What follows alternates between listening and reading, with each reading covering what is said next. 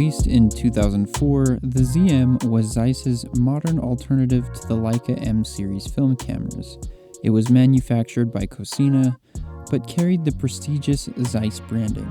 The camera was designed for rangefinder enthusiasts seeking a more affordable, user-friendly option without sacrificing build quality or performance. There currently isn't much press about the ZM on YouTube, and I want to fix that. I can't believe I had to watch a video that was scripted and voiced over by AI in order to make this video, and it is completely astounding and appalling that there's not more information on this camera given how good it is in the year 2025.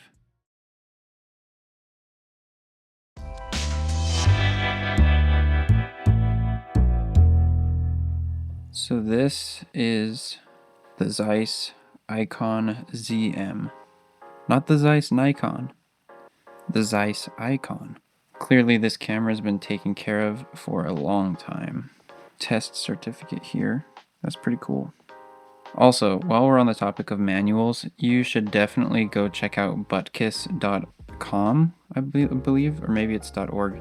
But anytime you search manual for whatever camera you search for, he has always got it. I don't know how he's procured so many manuals, but definitely give that guy a tip if you can afford it.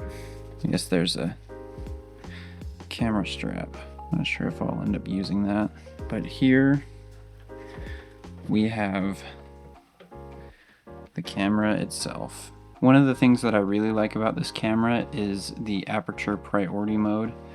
I've done a little bit of research, and from what I can understand without actually having a Leica M camera in my life is that the M4P and the M7 are the only cameras that have an aperture priority mode.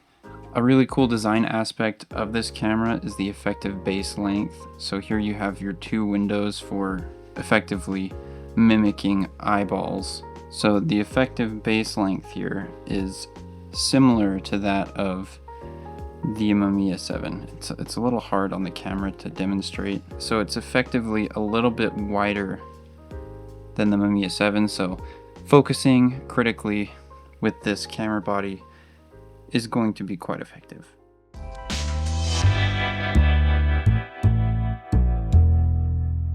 The ZM uses an SLR-style backdoor system. When opening the door, all you have to do is push this latch towards the front of the camera and then push up.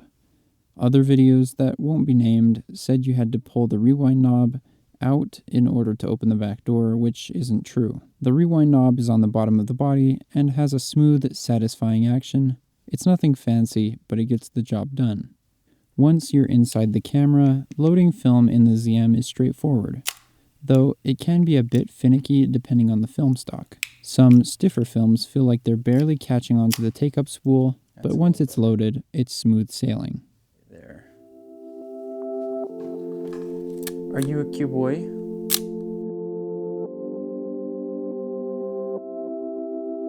Okay, so me and Finn, he's in a bit of a bad mood today, but we're gonna head out to a park or two. We're gonna go to the park.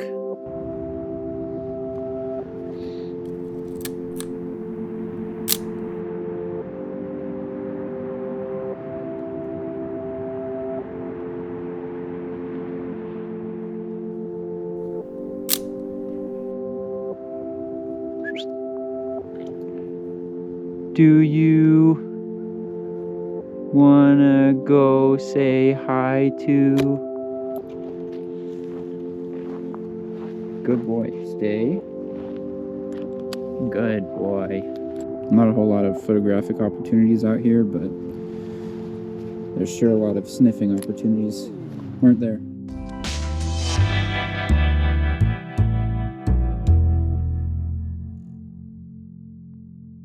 We start on top of the camera with the advance lever. It's smooth with just the right amount of resistance. It feels incredibly fluid and is almost effortless to crank. Within the round walls of the on-off switch lies the shutter release button. It is tactile but smooth. A half press activates the meter, and a full press fires the shutter. One thing I love about the shutter button is that the tactile feedback is clear and precise. You never have to second guess whether you're halfway down or about to take a shot. I know that if tactile feedback is important to you, you'll like how it's implemented here. And yes, there's a standard shutter release thread, so you can use a cable release for long exposures. I love the sound of this shutter, but it can feel a little dense compared to the weight of the camera. What I mean by that is sometimes when you release the shutter at high shutter speeds, the weight of the actual blades coming down can feel like it shakes the camera a little bit. As for how discreet this shutter is, I would say that it's well below any SLR, DSLR that I've heard in the past, but it's a little bit noisier than the cloth shutter of the Leica M cameras. And that is something to be expected when you're using heavier mechanical shutters in such a thin metaled, tinny camera. That's not to say that the sound of the shutter rings out, but there's a lot more hollow space for the noise to escape through the thin metal, if that makes sense. Moving on to the shutter speed crown, it offers shutter speeds from 1/2000th of a second to 1 second with a bulb mode for long exposures. The ZM doesn't mess around with half stops. Changing the dial is consistent with the feel of the shutter button. Smooth, clicky, and precise. One thing that isn't talked about in the word vomit videos I've seen on this camera is the slight difference in haptics between changing shutter speeds and changing exposure compensation. If you were to accidentally change this dial over from manual exposure to AE mode, you would end up potentially over or underexposing by 2 stops. But because you can feel when the camera slips into AE mode, it makes it far less likely for accidents to happen. Pulling up on the crown of the shutter dial allows you to adjust your ASA rating. The ASA dial ranges from 25 to 3200, which probably covers most film stocks you'll want to shoot. And let's be real, if you're pushing Delta 3200, you're probably just wasting film anyway. But here you can see a video where I did exactly that. Let's talk about one of the ZM's standout features and one of the things that distinguishes this camera the most, the viewfinder. It's big, bright, and beautiful. The viewfinder on this camera feels more like Juni Cortez glasses, while other smaller rangefinders feel like looking through a keyhole on a door. The frame lines automatically adjust when you mount different focal length lenses and display the focal length you have attached at the bottom center of the frame lines. The frame lines are parallax corrected, so what you see is what you get. The finder is clear and easy to use. There's very little blocking your view here. When using a 35mm lens, you can adjust this lever on the front to preview what 28mm, 50mm, and 85mm might look like. One thing to note is that the shutter speed indicator LED on the left side of the finder does not move and can be difficult to see while wearing glasses. Also, on the left side of the camera, you get a flash sync port. One thing to consider while comparing the rangefinders between the Leica cameras and the Zeiss is that the frame lines for the Zeiss are much thinner than those on the Leicas, and they can be a little bit harder to see if not looking directly down the viewfinder itself. TTL stands for through the lens and is especially helpful when using filters and different lenses. A bonus of having TTL metering is that if your lens cap is on, you could save yourself a few frames by noticing that the meter is reading far too low for a given scene. This has saved me a couple of times already.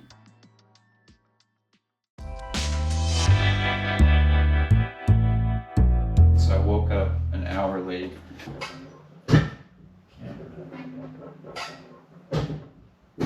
So yeah, due to my late night antics, and let's be honest, pure lack of discipline, I'm missing out on this beautiful gradient in the sky. You can see the mountains over there. In my defense though, I was working on a video. Not really missing too much.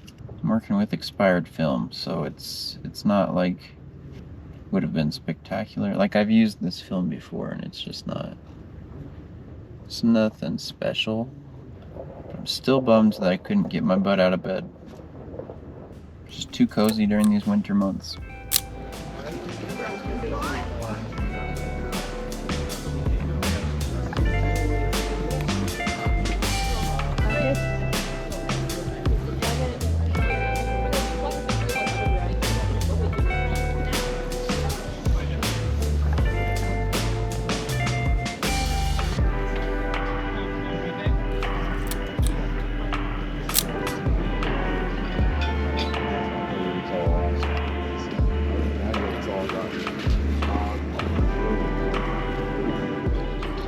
So we finally got up to the top, and now we get to ski. It's been about 2 hours of just waiting.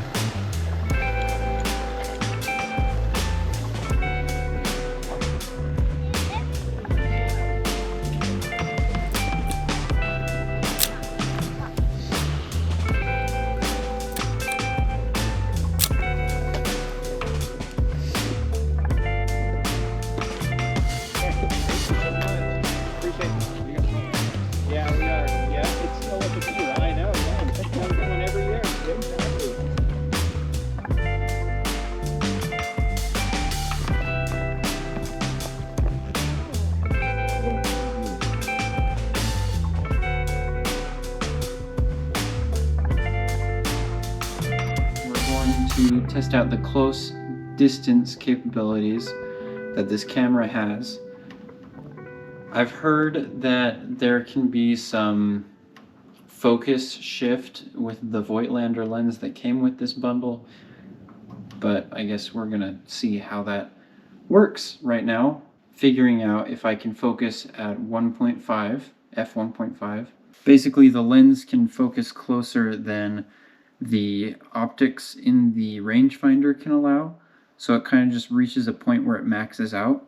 2.25 feet or not 0.65 meters. So I'll just focus using that distance and see how it looks.